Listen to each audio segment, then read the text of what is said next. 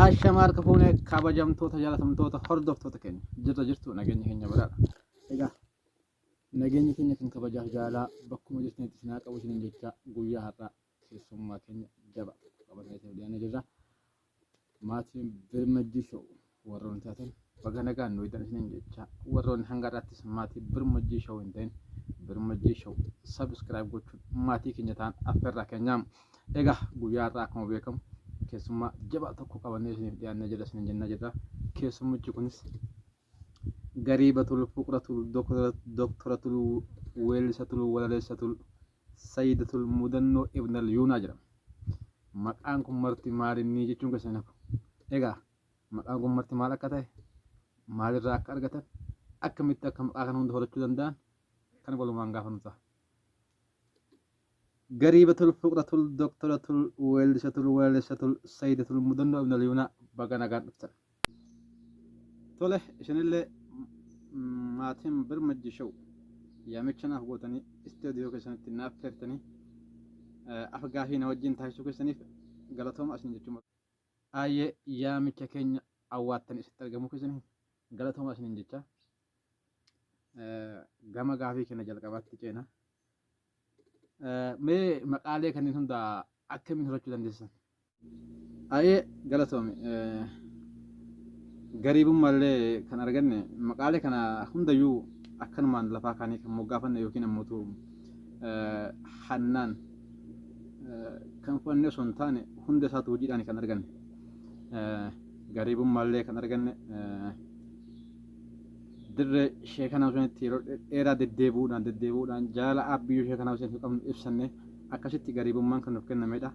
Fuqurummaalleen hojii aartii achi keessatti agarsiifnurraa kan ka'e kan nuuf kennamedha. Doktorummaan ammootu barnootaanii kan arganne. Weellisummaan ammootu aartii uumamaan keessa keenya jirudha. Kan ammoo barnootaan gabbifanneet tartiibaan kan hundayyuu argachuu dandeenya. Tole eessatti dhalattanii eessatti guddattanii PhD akka qabdan dhagayeetiin ture mee ifa nuuf godhaa. Digirii sadaffaa eessatti guuttattanii tokkoffaaf lammaffaa eessatti fudhattanii adda nuuf baasaa dhaggeeffattoonni kennas akka isin barawaa. Eessatti guddattee digirii sadaffaa qabdu PhD qabatu dhagayeen ture gaafii jetteef ani kan itti dhaladhe achumatti kan hin guddadhe achumatti bakkuma sanatti jechuun bakkuma itti dhaladhe achuma guddadhe. Barri an dhaladhe bara 0 baay'ee 0 aduu saafaa walakkaanatti fakkaata. Xiqqashoo waan beeku natti fakkaata. Ijoollummaan na jira malee gaafa dhaladhu san xiqqashoo waan beeku natti fakkaata. Bara 0 baay'ee 0 yoon dongoruun baadhe bara akkasii keessa dhaladhe maali? Achumatti dhaladhe achumatti guddadhe barnoota kullee sadarkaa tokkoffaa achumatti jalqabe kutaa tokkoo fi hanga jaha achumatti baradhe digirii tokkoffaallee lammaffaallee achumatti baradhe sadaffaallee PhD achumatti fudhee jechuudha. Silaa kan barattan kutaa jaha jettanii kutaa jaha barattanii PhD akkamiin argachuu dandeessa? Wanti keessan hundi raajii qaba. Kutaa jaha barattanii PhD akka fudhattan jette galeera mallaa inni jiraannaan bakka feetetti waan feete raawwachuu dandeetta. Egaa namoonni akkatti doktora profeesar injiinar fi jedhan kun hundi waan baratanii achi gaasitti fakkaatte hin dogongoreen dabreera baratu. Tole galatooma dhaggeeffattoota keenyaaf ifa ta'a jedhee yaada. Haalli jireenya biyya Arabaa kun maal fakkaatamee akkamiin ibsitu? Haalli jireenya biyya Arabaa hedduu fokkataadha. Ani waggoota dheeraadhaaf achi keessa jiraachaa ture. Hedduu fokkataadha. Biyya san keessatti ati doktora taate, profeesara taate, injiinara taate, maastarsi taate wanti akkayyuu wanti si fayyidu hin jiru. Arabni yoo dhufte reetii si beektaa, gaala ilmuu beektaa, timira dalaguu beektaa, gahawaa fi shaayii dhaabuu beektaa kanuma akkasiin jedhan malee namni kun profeesaraa, namni kun injiinaraa, namni kun doktoraa isaan bira hin jiru. Sirboota keessan keessaa tokko lama kan uummata biratti ittiin beekamtii argattan jabaa nuun jedha. Dhaggeeffattoonni keenyas akka itti bashannana akka waan raabatan abdii qabna waan ta'eef mee sirboota uummata biratti ittiin beekamtii argattan jaba nu jira.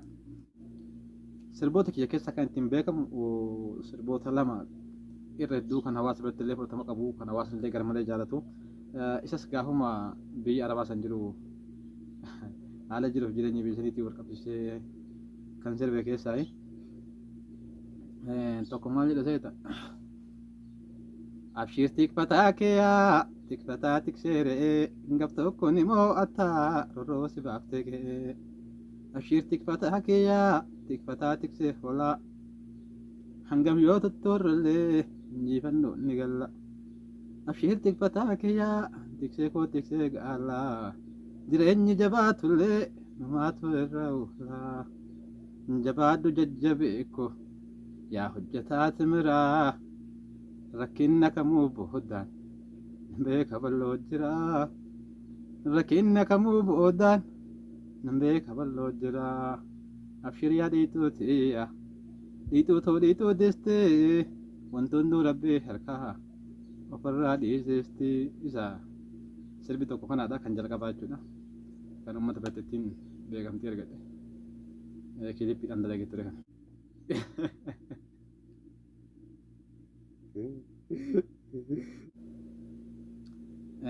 Kalammoo maal jeseete sunillee waa'ee kanaatiin wal qabataa haaluma jiruuf jireenya biyya Arabaatii inni jalqabaa suni xiqqoo ishee hojii dhiirarratti hundaa'a. Kun ammoo kan shamarranitti hundaa'a. Madaami dalagaa hin abjootin abjuun taane kaafadhu shaffaataa kee shaffaatuu dhahaa situ aane. Ofiin dalagama hin abjootin abjuun taane kaafadhu maknasaa kee kan sodaa situ aane. Madaami dalagaa hin abjootin abjuun taane shakkali kasalaa kee kasaluudhaa situ aane. Ofiin dalagama hin abjootin abjuun taane nashafi mashafaa kee nashafuudhaa masa'uudhaa situ aane. Ofiin dalagama hin abjootin abjuun taane nashafi mashafaa kee masa'uudhaa situ aane. Tokko kalamaffaa isa kanaadha. Sirboota kiyya keessaa kan biyya Arabaa dalagee gaafa nuti jiru kannaa jedhee yaada kan uummanni hedduu uummata hedduu illee irratti wal bare. Dhugaa sirba ajaa'ibaati, sirba ergaa bal'aa qabudha. Haala jiruuf jireenya biyya saniitii wal qabsiistaniiti kan kana gootan bareedaadha. Waaloota isin keessaa illee takka yeroo baay'ee marsaa hawaasummaa kun fuula feesbuukii isin irratti waloo garaagaraa barreessuudhaan akka beekamtan anis nan beeka. Namoonni hedduunis yeroo baay'ee waloon sun akka nama qiixuu gama jaalala kana baatti akka harkifattu fakkaatti. Dhumarratti ammoo booda ergaa biraa fa'aa qabdi. Mee waloo san keessa takka nu yaadachiisa. Akkuma tu jette waloon tiyya mataa miilan qabdu gubbaa kana waan biraatiin eegaltee gama jalaa kanatti luka nama jalaa harti. Akkasii isin keessa tamu yoo dadhe osoo dhakaa fi muktis afaan baasee dubbate osoo anaaf si malee namni lafa dhumate muka gogaan sin tuqu tasumallee hidhadhee har'a waadaa siif gala siin keessa yidaa qabadhe tokko fa'a. Tole galatooma yeroo dhiyootti hoo wanti qabattanii uummatatti dhufuu yaadda yoo jiraate uummanni kennas abdiidhaan akka isin eegu abdii qabna waan ta'eef maal ammas sirba tokko dalaguun kiyyan kuzamoona. Si hagaa wujibbaan kan koo kan dugda koo irraa madde onnee sobaan na jaalachaa yeroo dheeraaf na sossobde. Sirba zamoona sirba kana qabadhee dhufeedha. Hangasii obsaan akkana eegdan uummata kiyya sumaan kabajaan hin gaafadha. Tole kabajamoo gariibatul fuqratul doktoratul weellisatul waleessatul sayyidatul mudannoo ibnal yuuna yaamicha keenya guyyaarraa awwaattanii gama istiidiyoo keenya fi keessan Balmajjii Show nagaan dhuftanii yeroo keessan gabaabduu qabdan irraa waan nu qoodaniif maqaa daawwattoota keenyaatiin galatoomaa isin jechuun barbaada. Tole isinillee Balmajjii Show waan gaarii jettanii jajjabaadhaa bifuma kanaan itti fufaa. Egaa yaamicha naa gootaniif afgaafi na wajjin taasiftaniif hedduu galatoomaa ulfaadha isin jechuu barbaada. Nagaan naas biraa. Egaa kabajamtoota jaalatamtoota hordoftoota maatii Birmajjii Show qophiin keenya kanarraa nam jabaa kana wajjin gaggeessine kana fakkaata. Torban mata dureen biraatiin hanga walitti deemutti nagaan nu tura. Birmajjii Show like, share, subscribe gochuun jajjabeessa. Yaada keessanis koomentii jaallannuu kaa'aa affeerra.